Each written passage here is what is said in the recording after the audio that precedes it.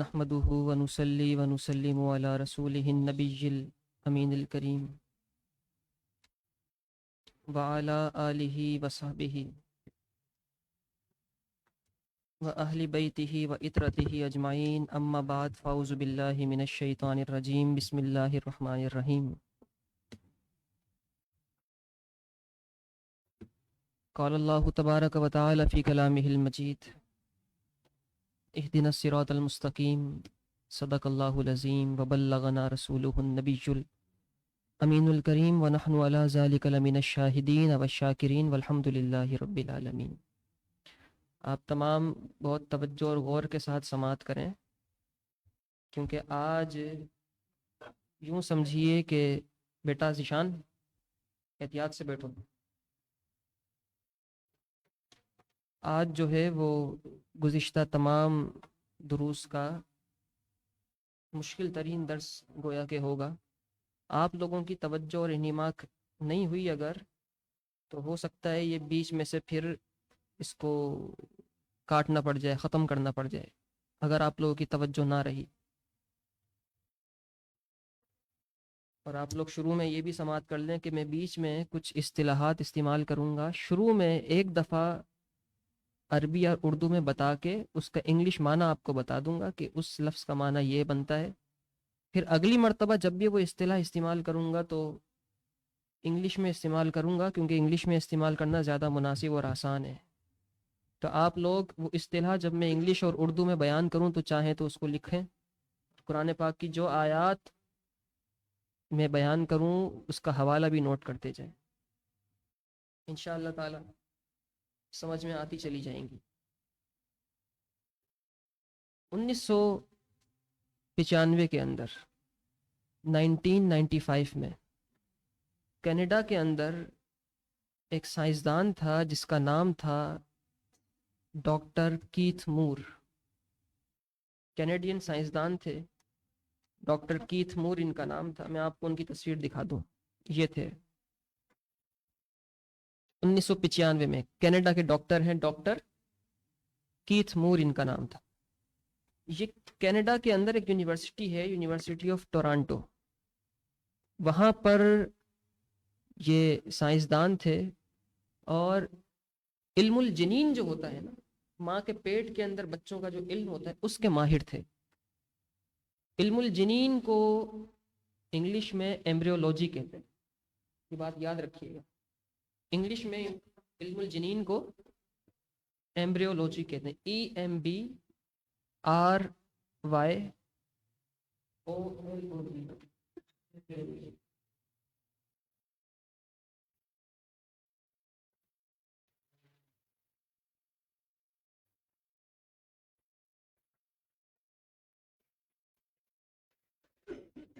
یہ ایمبریولوجی کے بڑے ماہر تھے،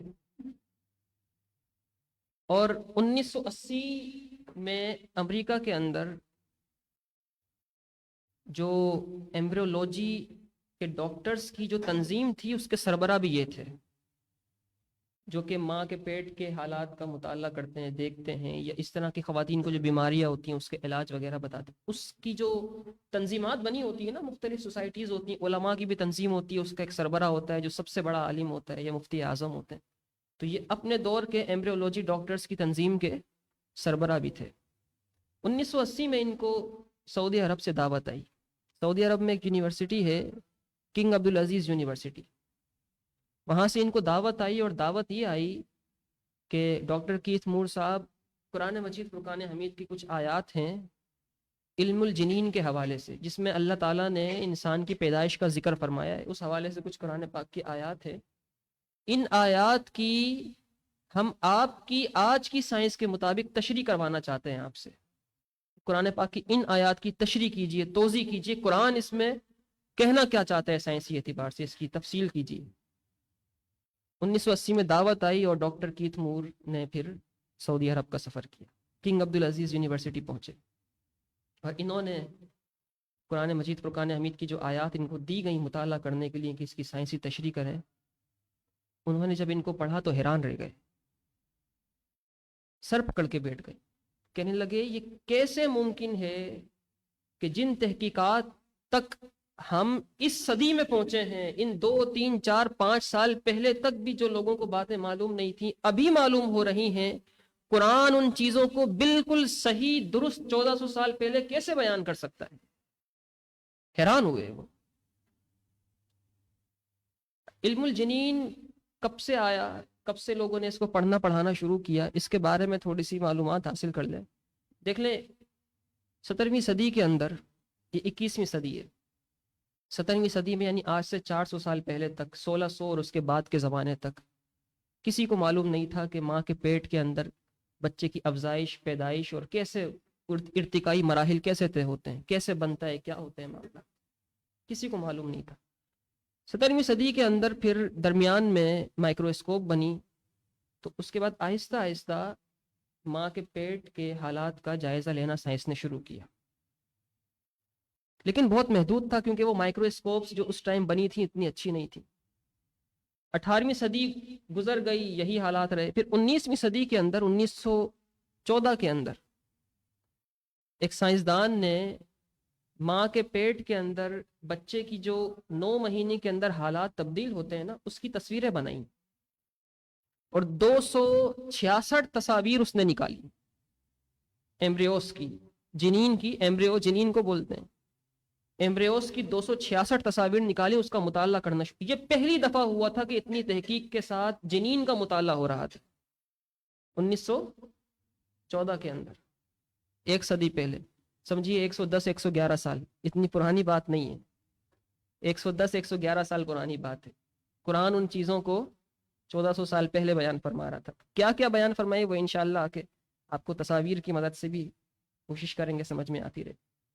پھر 1941 کے اندر تقریباً 27 سال کے بعد، 14 سے 41 تک تقریباً 27 سال کے بعد، ایک سائنسدان تھا جس کا نام تھا اسٹریٹر۔ اس نے ایک نظام بنایا اور ایک خاص قسم کی مائکروسکوپ بنائی جس سے ماں کے پیٹ کے اندر کا مطالعہ کیا جا سکتا تھا۔ اسٹریٹر نے یہ نظام ایجاد کیا اور پھر اس کی تحقیقات آگے چلتی رہیں اور پھر مزید مطالعہ ہوتا رہا، اور 1971 میں آ کے یہ تحقیقات مکمل ہوئی اور ماں کے پیٹ کے حالات پر انسان صحیح طرح واقف ہونا شروع ہو گئے اور کچھ حد تک واقف بھی ہو گئے۔ بچہ بنتا کیسے ہے، اس کے اندر بھی اللہ کی بڑی قدرت ہے۔ مرد اور عورت کے ملاپ سے اللہ تعالیٰ انسان کو پیدا کرتا ہے، بچہ پیدا ہوتا ہے۔ مرد کے جسم سے سیمن نکلتا ہے جس کو مادہ منویہ کہتے ہیں، اس سیمن کے اندر اسپمز ہوتے ہیں۔ اسپرم وہ خرد بینی کیڑے جراثیم ہوتے ہیں کہ جو اس مرد کے مادے کے اندر موجود ہوتے ہیں، اور وہ کتنا نکلتا ہے، وہ بہت کم مقدار میں مرد کے جسم سے وہ مادہ نکلتا ہے، اور اس مادے کے اندر تقریباً سائنس کہتی ہے 2 سے 4 کروڑ تک اسپمز ہوتے ہیں۔ اس اتنے سے مادے کے اندر 2 سے 4 کروڑ تک اسپمز ہوتے ہیں، اور ایک بچہ پیدا کرنے کے لیے ایک اسپم کافی ہے۔ وہ کون ذات ہے جو اتنے سے مادے کے اندر 2 سے 4 کروڑ کی تعداد کے برابر اسپم پیدا کر دیتا ہے؟ اسپم ہوتا کیسا ہے، میں آپ کو اسپم کی تصویریں بھی دکھا دوں گا۔ اور پھر یہ اسپم مادہ کے پیٹ میں جاتا ہے تو عورت کے پیٹ میں بیضہ دانی ہوتی ہے، بیضہ ہوتا ہے، انڈا ہوتا ہے جس کو اووم کہتے ہیں، بیضہ۔ مرد کا اسپم، مرد کے مادے کے اندر جو اسپم ہوتا ہے، وہ اسپم عورت کے پیٹ میں جب جاتا ہے تو اس کے اووم میں گھستا ہے۔ جب گھستا ہے تو مرد اور عورت کے سیلز، یہ دونوں چیزیں ملتی ہیں تو ایک نیا سیل بنتا ہے، اس کو بولتے ہیں زائگوٹ، یعنی نطفہ۔ نطفہ صرف مرد کا نہیں ہوتا، نطفہ صرف عورت کا نہیں ہوتا، بلکہ مرد اور عورت کے ملاپ سے نطفہ، اس کو بولتے ہیں زائگوٹ۔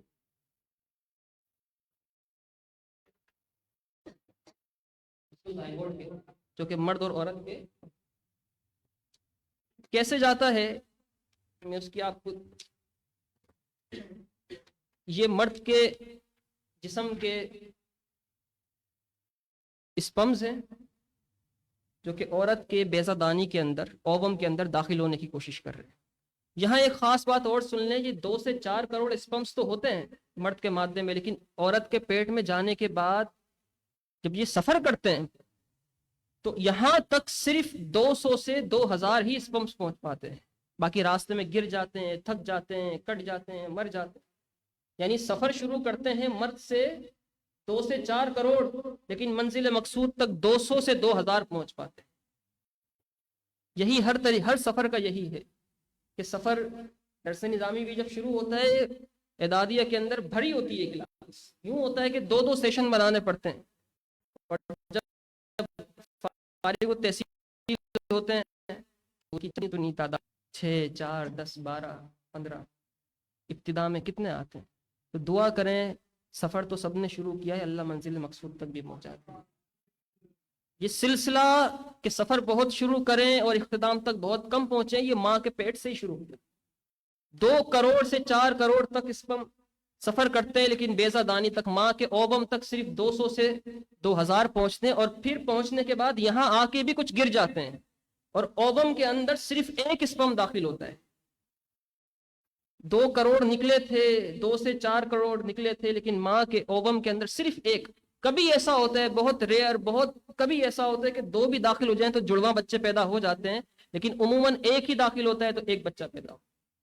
تو اب آپ دیکھیں وہ کتنا ننھا سا ذرہ ہوتا ہوگا جو اسپم میں، اگر اس اسپم کے 4 کروڑ ٹکڑے کر دیے جائیں تو کتنا ننھا سا ذرہ وہ بنے گا جو ماں کے پیٹ میں جاتا ہوگا، اور پھر اس سے اللہ تعالیٰ انسان کو تخلیق فرماتا ہے۔ جب یہ ماں کے پیٹ میں اسپم چلا جاتا ہے تو اس کے بعد پھر ایک نیا سیل بنتا ہے، ماں کا اووم اور مرد کا اسپم مل کے ایک نیا سیل بنتا ہے جس کو بولتے ہیں زائگوٹ، نطفہ جس کو بولتے ہیں۔ اس کی میں آپ کو تصویر دکھا دیتا ہوں۔ یہ فرٹیلائزیشن ہو رہی ہے، یہ ماں کا بیضہ ہے، اسپم آ رہے ہیں یہاں پہ۔ 1 اسپم صرف داخل ہونے کی کوشش کی، جس نے 1 داخل ہوا، اندر چلا گیا، کچھ اور اندر گیا، اور اندر جا کے زائگوٹ بن گیا۔ عورت کا الگ تھا، مرد کا الگ تھا، اسپم اور اووم الگ الگ تھے، لیکن جب جیسے ہی اسپم اووم میں گیا یہ زائگوٹ نطفہ بن گیا۔ اللہ تعالیٰ کی شان دیکھیے، جیسے ہی اسپم اووم میں جاتا ہے نا، جنس کا تعین ہو جاتا ہے کہ لڑکا ہوگا کہ لڑکی، رنگ کا تعین ہو جاتا ہے، بالوں کا تعین ہو جاتا ہے، آنکھوں کے رنگ کا تعین ہو جاتا ہے، قد کتنا ہوگا، صحت کتنی ہوگی، ہر چیز کا تعین اسی وقت ہو جاتا ہے۔ جیسے ہی یہ کب ہوتا ہے؟ یہ اسی لمحے ہوتا ہے جب یہ چلتا ہے، یعنی کہ مجامعت اور قربت کے 2 سے 4 دن کے اندر اندر کے یہ سارے معاملات ہوتے ہیں، اور اللہ تعالیٰ انہی دنوں کے اندر یہ سارے معاملات طے کر دیتا ہے اسپم اور اووم کے ملتے ہی۔ اب قرآن مجید فرقان حمید، یہ سائنس کہتی ہے کہ اسپم اور اووم کے ملتے ہی یہ سارے معاملات ہو جاتے ہیں۔ اب قرآن کو دیکھیے، قرآن اس بارے میں کیا کہتا ہے۔ سورہ نجم کی آیت نمبر 45 اور 46 کا مطالعہ کیجیے۔ اللہ تعالیٰ ارشاد فرماتا ہے سورہ نجم آیت نمبر 45 کے اندر، وَأَنَّهُ خَلَقَ الزَّوْجَيْنِ الذَّكَرَ وَالْأُنثَى، بے شک وہ ہے جس نے جوڑے پیدا کیے، مرد اور عورت۔ سائنس کہتی ہے جیسے ہی اسپم اور اووم ملے جنس کا تعین ہو گیا، رنگ، آنکھوں کا رنگ، بالوں کا رنگ، قد، ہر چیز کا تعین ہو گیا۔ قرآن کہتا ہے وَأَنَّهُ خَلَقَ الزَّوْجَيْنِ الذَّكَرَ وَالْأُنثَى، وہی ہے، بے شک وہی ہے جس نے مرد اور عورت زوجین کو پیدا کیا، دونوں جوڑے بنائے۔ کب؟ من نطفۃ اذا تمنا، نطفے سے بنائے جب وہ ٹپکایا جاتا ہے۔ اذا تمنا یہ ظرف زمانی ہے، اذا تمنا، اذا کا لفظ دیکھیے، اذا اسی وقت تعین کر دیتا ہے زوجین ذکر اور انثیٰ کا جب یہ نطفہ ٹپکایا جاتا ہے رحم مادر کے اندر۔ یہ لفظ اذا اس بات کی طرف اشارہ کر رہا ہے، سائنس آج کہتی ہے کہ اس وقت تعین ہوتا ہے کہ جب مرد اور عورت کے نطفے ملتے ہیں۔ قرآن اذا ظرف زمانی صراحت کے ساتھ بیان کر رہا ہے کہ اسی وقت تعین کر دیتا ہے رب ذوالجلال جنس کا، کہ جنس کیا ہونے والی۔ سائنس آج جہاں پہنچی ہے قرآن مجید فرقان حمید 1400 سال پہلے بیان کر چکا ہے۔ یہاں ایک اور بات، ہمارے یہاں جہالت بھی کچھ زیادہ ہے، اور یوں ہوتا ہے کہ اگر کسی عورت کے مسلسل لڑکیاں ہوتی رہیں تو گھر والے کہتے ہیں کہ چھوڑ دو، دوسری شادی کر لو۔ یہاں ایک بات یاد رہے کہ جب مرد اور عورت کے یہ سیلز ملتے ہیں نا، ان کو سیل کہتے ہیں، اسپم بھی ایک سیل ہے اور اووم بھی ایک سیل ہے۔ جب مرد اور عورت کا سیل جب ملتا ہے تو مرد کے سیل کے اندر بھی 32 کروموسومز ہوتے ہیں اور عورت کے سیل میں بھی 32 کروموسوم ہوتے ہیں. عورت کے اندر صرف ایکس کروموسومز ہوتے ہیں. فیمیل میں صرف اور صرف ایکس ہوتے ہیں اور مرد میں ایکس بھی ہوتا ہے اور وائی بھی ہوتا ہے. مرد عورت میں 2 ایکس کروموسومز ہوتے ہیں. مرد کے اندر ایک ایکس ہوتا ہے ایک وائی ہوتا ہے. اگر ایکس اور ایکس مل جائے تو لڑکی پیدا ہوتی ہے اور اگر ایکس اور وائی مل جائے تو لڑکا پیدا ہوتا ہے. یعنی لڑکا پیدا ہونا یا لڑکا پیدا کرنا یہ عورت کے اختیار میں نہیں ہوتا. عورت کے پاس وہی ایکس کروموسوم سے جو لڑکیاں پیدا کر سکتے ہیں یہ مرد کی طاقت پر منحصر ہوتا ہے. تو اگر لڑکی پیدا ہو رہی ہے تو مرد کو چاہیے کہ وہ ٹھیک ہو. اس میں عورت کا قصور نہیں ہوتا. یہاں عورتوں کو مارا جاتا ہے, ان کے ساتھ زیادتیاں کی جاتی ہیں. یہ چیز ذہن میں رکھی جائے. اس میں عورت کا قصور, یہ ہمارے گاؤں گوٹھوں میں اور جو بیکورڈ علاقے ہیں جہاں پہ تعلیم اور اتنا شعور نہیں ہے وہاں پہ یہ چیزیں زیادہ ہیں. اب جو قرآن مجید فرقان حمید نے یہ کہا کہ اسی وقت جنس کا تعین ہو جاتا ہے, اس پر ایک اور دلیل لیجیے. اور اس کے بعد ہم نے کہا کہ اللہ تعالیٰ یوں بھی کرتا ہے کہ تمام رنگوں کا تعین ہو جاتا ہے, اس کے قد کا تعین ہو جاتا ہے, ہر چیز کا تعین ہو جاتا ہے. یہ سورہ عبسہ کے اندر اللہ تعالیٰ نے ارشاد فرمایا, سورہ عبس کی آیت نمبر 17, 18 اور 19 کے اندر اللہ تعالیٰ نے ارشاد فرمایا من ای شیء خلقہ, کس چیز سے اللہ نے پیدا کیا ہے. من نطفۃ, نطفے سے پیدا کیا. خلقہ فقدرہ, اسے پیدا کیا پھر اس کی تقدیر بنا دی. یعنی اس کے لیے جو نظام اسی وقت اللہ فقدرہ من نطفۃ خلقہ, فقط نطفے سے پیدا کیا اور اسی وقت تمام معاملات اس کے بنا دیے. رنگ کیا ہوگا, بالوں کا رنگ کیا ہوگا, آنکھوں کا رنگ کیا ہوگا, قد کیا ہوگا. فقدرہ, فا تاکید مال وصل کے لیے آتا ہے, فوراً یہ سارے کام کر دیے جاتے ہیں. جیسے ہی زائگوٹ بنا, اووم کے اندر اسپم داخل ہوا, سائنس کہتی ہے اووم میں اسپم داخل ہونے کی دیر ہوتی ہے, سارے معاملات ہوتے ہیں. قرآن کہہ رہے ہیں فقدرہ, فوراً سے سب کچھ ہو جاتا ہے. فقدرہ, فا تاکید مال وصل کے لیے آتا ہے. کس قدر جامع اور صاف اور صراحت کے ساتھ اللہ تعالیٰ نے ہر چیز کو بیان فرمایا. یہ باتیں بہت ساری ہیں, وقت لیکن انتہائی قلیل ہے.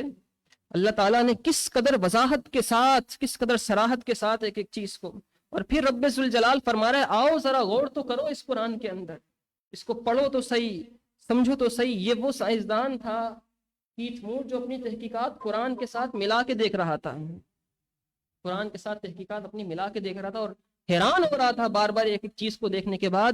جہاں تک ہم آج پہنچے, آج جہاں پہنچے, قرآن 1400 سال پہلے اس کو اتنی وضاحت کے ساتھ, کبھی ظرف مکانی لگا کر, کبھی فا تاکید مال وصل کا لگا کر, اس طرح قرآن کیسے بیان فرما رہا ہے. پھر وہ مان گیا کہ ہاں جس کی یہ کتاب ہے در حقیقت وہی سب کا خالق ہے, کیونکہ اس طرح وہی کر سکتا ہے جس نے بنایا ہو, اتنی وضاحت کے ساتھ وہی بیان کر سکتا ہے جو خود خالق ہو, اور کسی کے بس کی بات نہیں. کیونکہ یہ وہ چیزیں ہیں جو ننگی آنکھ سے نظر ہی نہیں آ سکتی, بلکہ 17ویں صدی کی مائکروسکوپ بھی ان چیزوں کو دیکھنے کے قاصر تھی. یہ تو 1941 کے بعد جو تحقیقات ہوئیں قرآن مجید فرقان حمید 1400 سال پہلے ان کو وضاحت کے ساتھ بیان کر. پھر اس کے بعد جب مرد اور عورت کے سیلز ملتے ہیں, اسپم اور اووم ملتا ہے, زائگوٹ بنتا ہے, قرآن سے پوچھتے ہیں کیا قرآن تو نے اس چیز کا بھی ذکر کیا ہے, زائگوٹ کا بھی ذکر کیا ہے, کیونکہ اصل بچہ تو زائگوٹ سے بنتا ہے نا. صرف مرد بھی کافی نہیں, صرف عورت بھی کافی نہیں, اور مرد کا اسپم عورت کا اووم ملے, زائگوٹ بنا. اب اس زائگوٹ سے بچہ بننا ہے, اور یہ زائگوٹ ایک سیل ہوتا ہے, مرد اور عورت کے سیلز مل کے ایک سیل بن جاتے ہیں. وہ زائگوٹ کی میں نے آپ کو تصویر دکھائی تھی, یہ الگ سیل تھے, یہ الگ سیل تھے, یہ ملے تو یہ ایک سیل بن گیا. یہ زائگوٹ ایک الگ سیل. تو کیا اس ایک سیل کا ذکر بھی قرآن تو نے کیا ہے؟ تو قرآن کہتا ہے ہاں. سورہ زمر کی آیت نمبر 6 کھولیے. اللہ تعالیٰ نے قرآن مجید فرقان حمید میں ارشاد فرمایا خَلَقَكُم مِّن نَفْسٍ وَاحِدَةٍ, اللہ تعالیٰ نے تمہیں ایک جان سے پیدا کیا, ایک سیل سے پیدا کیا. خَلَقَكُم مِّن نَفْسٍ وَاحِدَةٍ, اور یہ ایک مقام پر نہیں، بار بار کئی مقامات پر اللہ تعالیٰ نے اس چیز کا ذکر فرمایا ہے، اور کئی مقامات پر باقاعدہ لفظ نطفے کا بھی ذکر فرمایا گیا، ایک جان سے، ایک سیل سے۔ یہ دو سیل تھے، دو مل کے ایک ہوئے، اب اس سے آگے افزائش نسل ہونی ہے، اس سے تمام معاملات طے پانے ہیں، قرآن نے اس سیل کا بھی ذکر کر۔ پھر سورہ زمر کی ہی آیت نمبر 6 کے اندر اللہ تعالیٰ نے 3 پردوں کا ذکر فرمایا ہے، یخلقکم فی بطون امہاتکم خلقا من بعد خلق فی ظلمات ثلاث۔ ایک حالت کی تخلیق کے بعد، بلکہ اللہ تعالیٰ نے فرمایا یخلقکم فی بطون امہاتکم، وہ تمہیں تمہاری ماؤں کے پیٹوں میں بناتا ہے اور 3 اندھیروں میں پیدا کرتا ہے، 3 اندھیروں کے اندر، فی ظلمات ثلاث۔ ڈاکٹر کیتھ مور حیرانی کی حد پر چلا گیا، کہنے لگا 1950-60 کے بعد جا کے ہمیں پتا چلا ہے کہ بچہ ماں کے پیٹ میں جب ہوتا ہے، صرف پیٹ میں نہیں ہوتا، 3 پردے چڑھے ہوتے ہیں، اور قرآن کہتا ہے فی ظلمات ثلاث، 3 پردوں میں، 3 اندھیریوں میں ہم نے اسے رکھا ہے، 3 اندھیریوں میں اسے رکھا ہے۔ جب اس نے یہ تحقیقات پیش کرنا شروع کی نا، تو اس کے کچھ یہودی اور عیسائی سائنسدان دوست کہنے لگے اگر تم اس طرح بیان کرو گے کہیں پر تو لوگ تو قرآن کی حقانیت کو مان جائیں گے، لوگ تو مسلمان ہونا شروع ہو جائیں گے۔ ہو سکتا ہے یوں ہوا ہو کہ جس نے یہ کتاب لکھی ہے نا مسلمانوں کے نبی نے، نعوذ باللہ من ذلک، ہو سکتا ہے اس زمانے میں اس نے کسی عورت کا پیٹ پھاڑ کے دیکھا۔ تو کیتھ مور ہنسنے لگا، کہنے لگا کیا 1400 سال کے بعد سے لے کے اب تک کسی اور کو پھاڑنے کی توفیق نہیں ملی تھی؟ اور اگر کوئی پھاڑتا بھی اس زمانے میں پیٹ تو یہ اتنی ننھی چیزیں تھیں کہ آنکھ سے دیکھی ہی نہیں جا سکتی۔ اس نے کہا کہ ہاں یوں ہو سکتا ہے، اگر تم یہ بات کہہ رہے ہو تو پھر میں یہ جواب دوں گا، ہاں یوں ہو سکتا ہے کہ 1400 سال پہلے کسی نے 1960 والی مائکروسکوپ بنا کے عرب کے کسی قبیلے نے چھپا کے رکھی ہو اور پھر وہاں تحقیقات ہو رہی ہیں، وہ ہو سکتا ہے، لیکن یہ ممکن نہیں ہے کہ پیٹ پھاڑ کے دیکھا جائے اور پھر یہ دیکھا جائے کہ زائگوٹ کیسے بنا، نطفہ کیسے بنا، اسپرم اور اووم کیسے ملے۔ کہا یہ صرف اور صرف وہ کر سکتا ہے جس نے انسان کو پیدا کیا، یہ تحقیقات وہ بیان کر سکتا ہے، اس طریقے سے وضاحت کے ساتھ وہ بیان کر سکتا ہے جس نے انسان کو پیدا کیا۔ سورہ مومنون کی آیت نمبر 13 اور 14 دیکھی، اللہ تعالیٰ نے قرآن مجید فرقان حمید کے اندر ارشاد فرمایا، آپ حضرات کی توجہ ہے نا، اللہ تعالیٰ ارشاد فرماتا ہے ثم جعلناہ نطفۃ فی قرار مکین، ہم نے انسان کو ایک مضبوط ٹھہراؤ میں پانی کی بوند بنایا، نطفے کو قرار دے دیا۔ ابھی دونوں حرکت میں، اسپم بھی چلتے ہوئے جا رہے تھے، وہاں سے اووم آ رہا تھا، دونوں مل گئے، اب قرار مل گیا۔ جب زائگوٹ بن جاتا ہے، نطفہ بن جاتا ہے، تو ہم کہتے ہیں کہ اب حمل ٹھہر گیا، قرار مکین، ٹھہر گیا۔ پھر فرمایا ثم خلقنا النطفۃ علقۃ فخلقنا العلقۃ مضغۃ فخلقنا المضغة عظاما فكسونا العظام لحما ثم انشأناه خلقا آخر فتبارك الله احسن الخالقين۔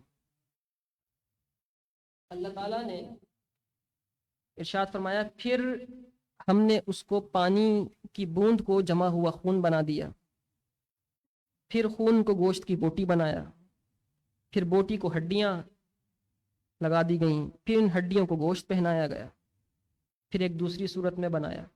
یعنی جو اللہ تعالیٰ نے یہ ترتیب ذکر فرمائی ہے قرآن پاک کی اس آیت کے اندر، فرمایا نطفہ تھا، نطفے سے علقہ بنا، پھر مدغہ بنا، پھر اس کو وہ ہڈیوں کی صورت میں آیا، پھر ہڈیوں پر گوشت چڑھا۔ یہ ترتیب اس طریقے سے ذکر ہے، نطفہ تھا، پھر علقہ بنا، پھر مدغہ بنا۔ یہ ترتیب اللہ تعالیٰ نے اس آیت کے اندر ذکر فرمائی، اور پھر اس کے اوپر ہڈیاں چڑھائی، پھر ہڈیاں بنی، ہڈیوں کے اوپر پھر گوشت چڑھایا گیا۔ یہ ترتیب اللہ تعالیٰ نے ذکر فرمائی۔ نطفے کا تو آپ کو پتہ چل گیا نطفہ کیسے بنتا ہے۔ علقہ کیا ہوتی ہے؟ اصل میں علقہ، لفظ علقہ جو ہے ایک چیز کیڑا ہوتا ہے، اس کو بولتے ہیں لیچ، اس کو آپ جونک نہیں کہتے۔ یہ پرانے زمانے میں حکیم حکما یوں کیا کرتے تھے کہ کسی کا اگر گندا خون چوسنا ہوتا تھا نا تو وہ گندے پانی کے اندر بھی یہ کیڑا ہوتا ہے، یا کبھی کبھی بھینس کے جسم پر بھی لگ جاتے ہیں یہ کیڑے چھوٹے چھوٹے سے، اس کو خون چوسنا شروع کرتے ہیں، اس کو جونک کہتے ہیں۔ تو علقہ کہتے ہیں، علقن کہتے ہیں اصل میں جونک کو۔ تو لفظ علقہ سے معلوم ایسا ہوتا تھا کہ شاید یہ جونک کی شکل کی کوئی چیز ہوگی، اور علقہ لٹکے ہوئے کو بھی کہتے ہیں، معلق۔ اور پھر اس کے بعد مدغہ بنا دیا گیا، اس گوشت کی بوٹی بنایا۔ مدغہ عام گوشت کی بوٹی نہیں ہوتی، اصل میں المدغو کا مطلب ہوتا ہے چبانا۔ تفسیر ابواب الصرف کے اندر آپ یہ مصادر کے اندر پڑھیں گے تو اس میں المدغو کا مصدر بھی ہے، یہ بچے جو پڑھتے ہیں تفسیر ان کو معلوم ہے، مد کا مطلب چبانا ہوتا ہے۔ تو مدغہ اس بوٹی کو کہتے ہیں چبائی ہوئی ہو۔ اللہ تعالیٰ جب انسان کو، وہ جونک کی تو شکل آپ نے دیکھی ہے نا کیسی ہوتی ہے، وہ جونک ایک کیڑا کا ہوتا ہے جو کہ اس طریقے سے کیڑا ٹائپ کا ہوتا ہے جو کہ جسم پہ لگ جاتا ہے۔ سائنس آج پہنچی ہے، اس کی شکل سائنس نے آج دکھائی ہے، اور قرآن اس کو کہتا ہے کہ وہ علقہ کی صورت میں بن جاتے ہیں۔ اب میں آپ کو علقہ جو ماں کے پیٹ میں علقہ بنتا ہے اس کی شکل دکھانے لگا ہوں، ایمان تازہ ہو جائے گا، اس کی شکل بھی ہو بہو جونک کے جیسی ہوتی ہے۔ یہ علقہ ہے، یہ علقہ کی پہلی تصویر علقہ کی صورت، اور یہ لٹکا ہوا ہوتا ہے ماں کے پیٹ کے اندر۔ وہ کون سی ذات ہے جس نے صورت بھی بتا دی کہ ماں کے پیٹ میں جو علقہ بنتا ہے وہ اس صورت میں ہوتا ہے، اور انسانوں کی عقل اور سمجھنے کے لیے بتا بھی دیا کہ تمہارے یہاں جو جونک کی صورت ہوتی ہے ویسا ہی علقہ ہم ماں کے پیٹ میں بنا دیتے۔ یہ سائنس آج یہاں تصویریں نکال کے پھر فرمایا کہ علقہ کے بعد مدغہ بنتا ہے، چبائے ہوا گوشت، اس کے بعد یہ مدغہ بنتا ہے۔ اس کی شکل دیکھی، یوں لگتا ہے جیسے کسی نے بوٹی کو چبا کے باہر نکال کے رکھا۔ علقہ مدغہ بنتا ہے، اور پھر اس کے بعد اس پہ ہڈیاں چڑھتی ہیں، اس پہ ہڈیاں آ گئیں، کچھ مضبوطی آ گئی، پھر اس ہڈیوں پر گوشت چڑھا، پھر اس کے بعد یہ جنین کی صورتیں ہیں، جنین کی صورتیں ہیں، ایمبریوز کی صورتیں ہیں۔ یہ اللہ تعالیٰ نے کس قدر وضاحت کے ساتھ آج سے، اور یہ اتنا چھوٹا ہوتا ہے کہ آدھے پورے کے برابر بھی نہیں ہوتا یہ ماں کے پیٹ کے اندر، اور اس کی اتنی صاف صورت، اس کی اتنی صاف تفسیر اللہ تعالیٰ نے قرآن مجید فرقان حمید میں۔ اور اس سے بھی بڑی دلچسپ بات یہ ہے کہ اس آیت کے اندر جو مراحل جلدی جلدی طے پاتے ہیں اس کو فا سے ذکر کیا ہے، جو مرحلہ دیر سے طے پاتا ہے اس کو سما سے ذکر کیا، فرمایا ثم خلقنا النطفة علقة، نطفہ علقہ بن جاتا ہے، فخلقنا العلقة مدغة، فوراً ہی علقہ کچھ دنوں کے بعد مدغہ بن جاتا ہے، فخلقنا المدغة عظاما، پھر وہ مدغہ ہڈی میں تبدیل ہوتا ہے کچھ دنوں کے بعد فوراً سے، فکسونا العظام لحما، کچھ دنوں کے بعد پھر اس پہ گوشت چڑھتا ہے، ثم انشأناه خلقا آخر، پھر اور دن لگتے ہیں، تقریباً 40 دن لگتے ہیں۔ یہ 9 6 5 دن کے بعد ہو رہا ہوتا ہے، جو 5 4 دن کے بعد کام ہوتے ہیں اس کو اللہ نے فا سے ذکر کیا، جو 40 دن کے بعد ہوتا ہے اس کو سما سے ذکر فرمایا، ثم انشأناه خلقا آخر۔ اور پھر اس کے بعد یہ ذکر کرنے کے بعد اللہ نے اپنی شان کیا بیان فرمائی، فرمایا فتبارک اللہ احسن الخالقین، پاک ہے وہ ذات جو سب سے اچھا پیدا کرتا ہے، سب سے اچھا بنانے والا ہے۔ ان کی میں ایک اور صاف صورت آپ کو دکھا دوں ان زائگوٹس کی، اور اس کی کس طریقے سے یہ نطفہ بنا، پھر اس نطفے کے اندر تبدیلی آتی ہے، سیلز بڑھنا شروع ہوتے ہیں، بڑھ بڑھ کے یہاں آتے ہیں، پھر اس کے بعد یہ علقہ بنتا ہے، پھر وہ مدغہ بنتا ہے، پھر اس کے بعد اس طریقے سے تبدیل ہوتی چلی جاتی ہے۔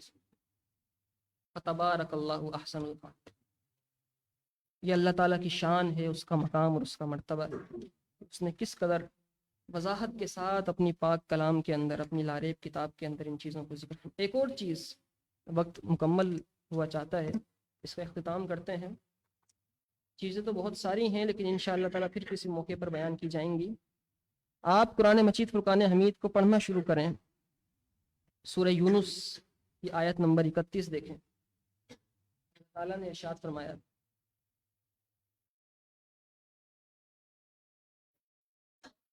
امن یملک السمع والابصار،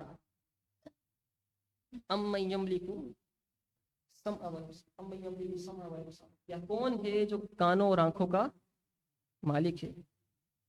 سورہ نحل دیکھیں، وجعل لکم السمع والابصار، اس نے تمہارے لیے، ترجمہ کرو بھائی، اس نے کان بنائے اور آنکھیں بنائی۔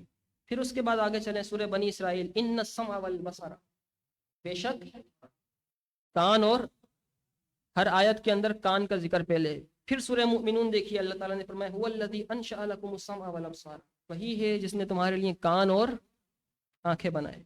پھر سورہ سجدہ دیکھیے، اس میں اللہ تعالیٰ نے ارشاد فرمایا وجعل لکم السمع والابصار والافئدہ، کان بنائے، آنکھیں بنائی. ہر آیت کے اندر اللہ تعالیٰ نے سورہ ملک دیکھیں وجعل لکم السمع والابصار والافئدہ، پہلے کان کا ذکر ہے، پھر آنکھوں کا ذکر ہے. ہر آیت کے اندر پہلے کان کا ذکر اللہ تعالیٰ نے فرمایا، پھر آنکھوں کا ذکر فرمایا. جب یہ آیات کیتھ مور نے دیکھی نا، ڈاکٹر کیتھ مور نے، تو حیران ہو گیا، کہنے لگا یہ کیسے ممکن ہے کہ اتنی وضاحت کے ساتھ قرآن بیان کر سکتا ہے. ماں کے پیٹ میں یہی ترتیب چلتی ہے، پہلے کان بننا شروع ہوتے ہیں پھر آنکھیں بننا شروع ہوتی ہیں.